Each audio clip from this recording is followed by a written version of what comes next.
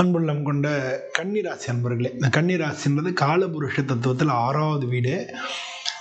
ஆனால் இந்த கன்னிராசிக்கு 2க்கும் 9க்கும் அதிபதியாக இருக்கக்கூடிய சுக்கிரன் இந்த கன்னிராசியில் 4வது வீடாக இருக்கக்கூடிய தனுசு ராசிக்கு பயிற்சி அடைகிறார்.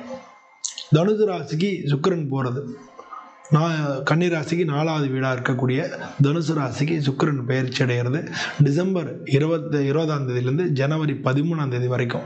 இந்த 24 நாள் எந்த மாதிரி உங்களுக்கு இருக்கும் அப்படிங்கிறத சுக்கிரனை மட்டும் வச்சு நம்ம பார்க்க போகிறோம். சுக்கிரன் வந்து 4வது வீட்டுக்கு போகிறார். இந்த 4வது வீடுன்றது வீடு, குடும்பம், வாகனம், மன அமைதி, தாய், சொத்து, உங்களுடைய இருப்பிட சூழல் இது எல்லாத்தையும் நம்ம குறிக்கக்கூடியதாக நாள் இருக்குது. அதாவது வந்து நாளுன்ற சுகஸ்தானம் அப்படின்னு பேர். ஸோ அந்த சுகஸ்தானத்துக்கு சுக்கிரன் போகிறதுனால உங்களுக்கு எந்த விதமான பலன்கள் நடக்கும் அப்படிங்கிறத இந்த பதிவில் பார்க்க போகிறோம்.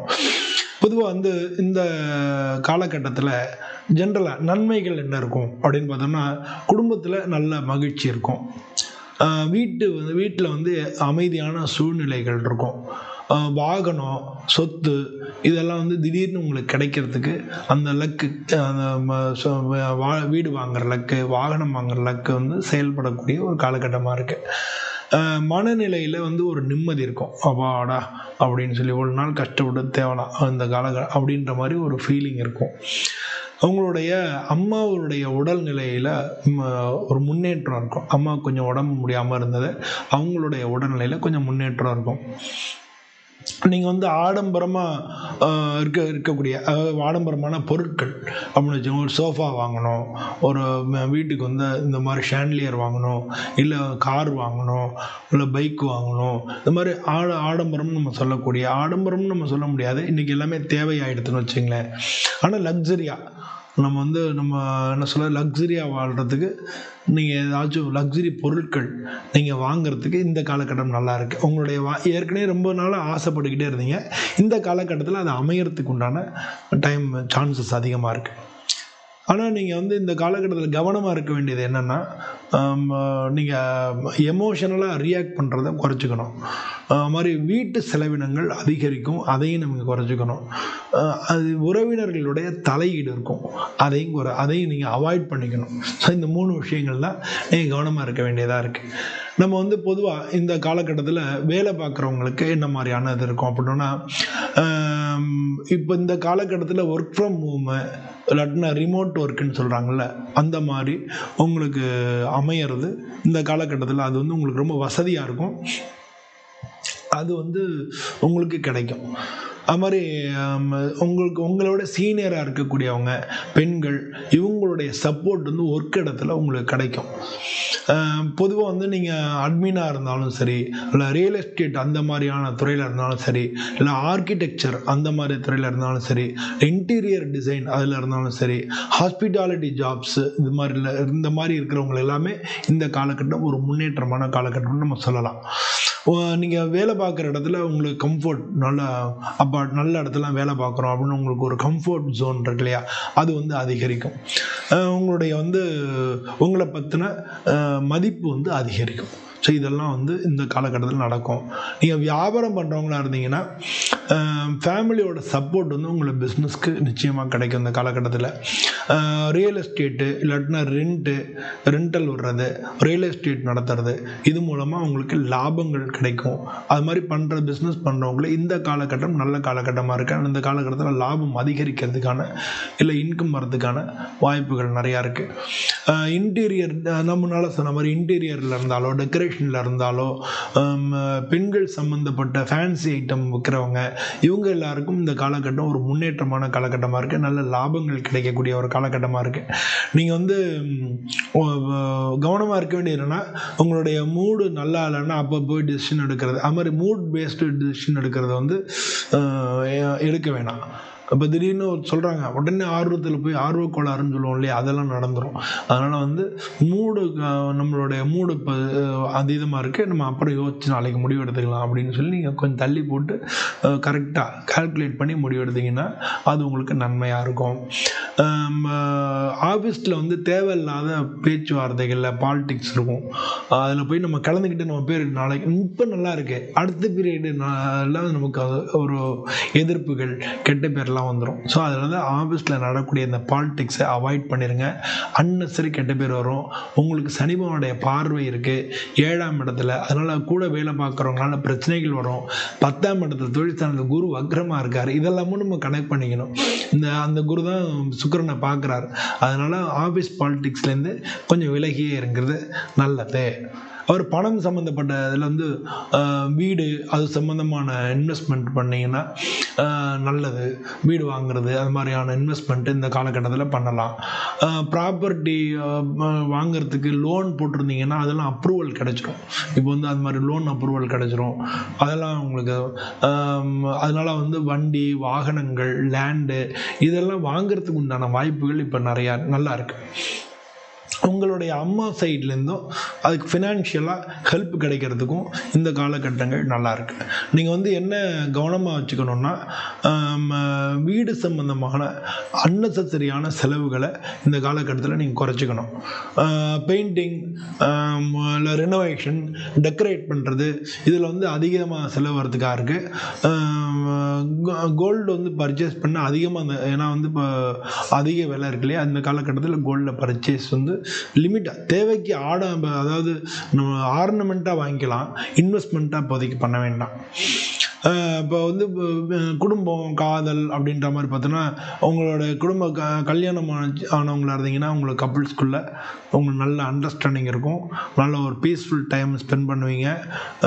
உங்களுடைய வாழ்க்கை துணையினுடைய குடும்பத்தினுடைய ஒத்துழைப்பும் உங்களுக்கு கிடைக்கும். ஹோம் அட்மாஸ்பியரும் நல்லாயிருக்கும். ஸோ இதெல்லாம் வந்து ஜென்ரலாக இருக்கும்.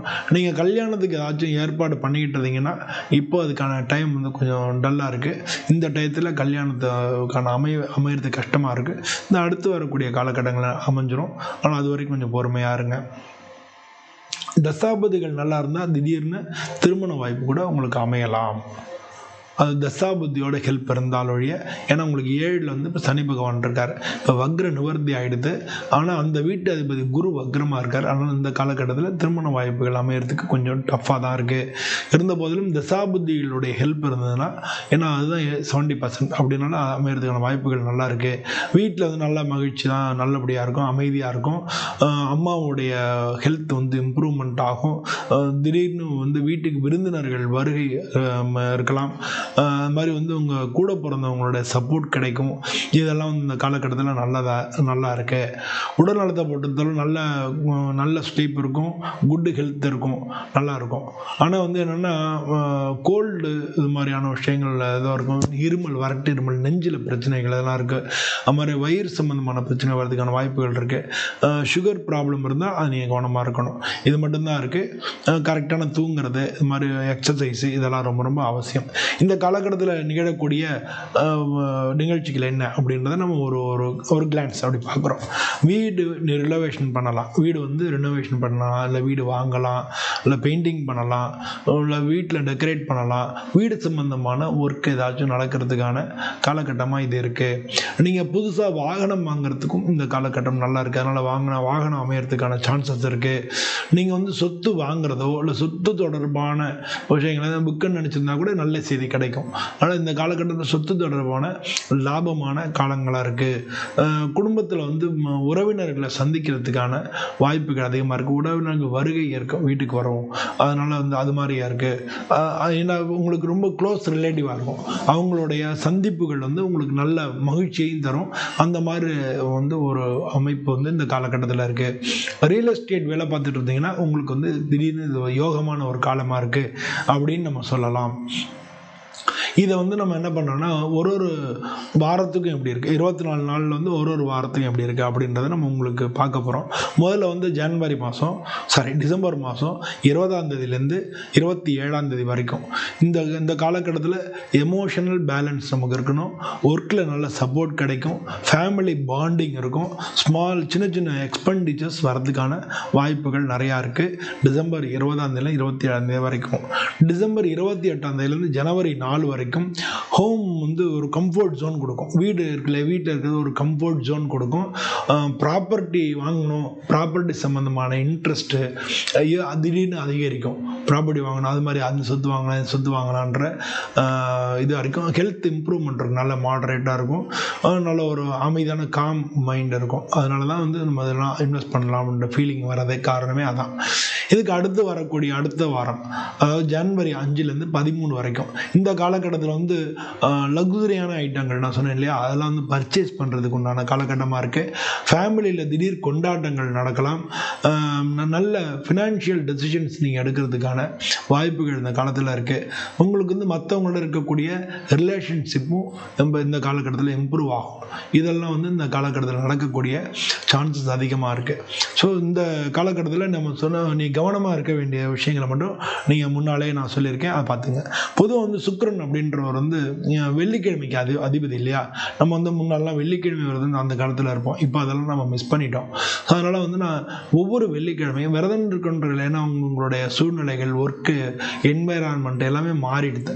அதனால் இப்போ என்ன பண்ணணும்னா வெள்ளிக்கிழமை அன்னைக்கு 2 குத்து விளக்கு 5 முகம் ஏற்றி முழுமையாக ஏற்றி லட்சுமி படத்தை வச்சுட்டு ஒரு தாமரை மலரை வச்சுட்டு, தாமரை மலம் பூஜை பண்ணாலும் தாமரை மலர் வச்சுட்டு ஒரு 10 நிமிஷம் மனப்பூர்வமாக லக்ஷ்மிகிட்ட வேண்டி உங்களுக்கு என்ன வேணுமோ, நம்ம நல்ல சொத்து வாங்கணும், நல்ல வீடு வாங்கணும், லக்ஸுரியாக இருக்கணும், தப்பு கிடையாது, நீங்கள் ஆசைப்படுற தப்பு கிடையாது.